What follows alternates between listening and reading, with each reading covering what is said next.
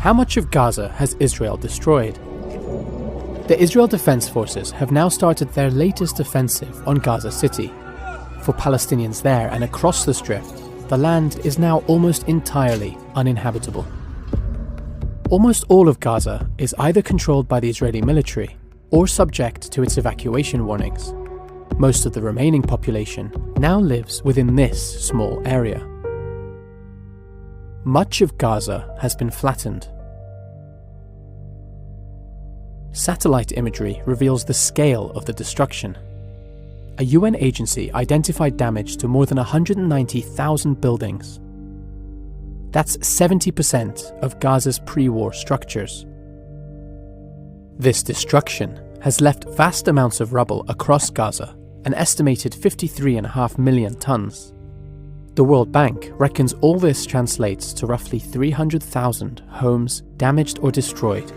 62% of Gaza's total. The damage to Gaza isn't only from Israeli airstrikes. Israeli forces have used demolitions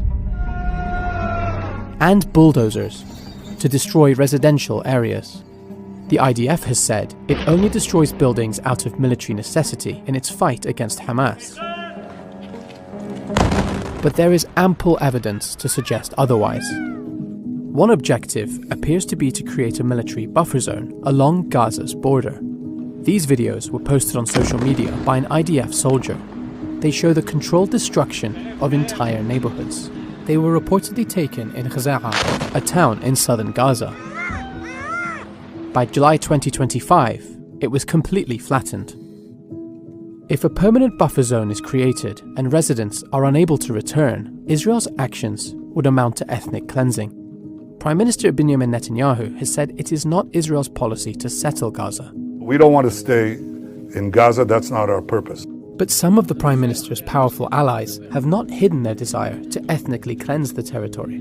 צה"ל ממשיך עוד לטהר ולהפוך כל אבן ולהשמיד תשתיות. האזרחים העזתים מרוכזים בדרום, מיואשים לחלוטין, מבינים שאין שם תוחלת ואין מה לחפש בעזה, ומחפשים רילוקיישן להתחיל חיים חדשים במקומות אחרים. People in Gaza have begun thinking the unthinkable.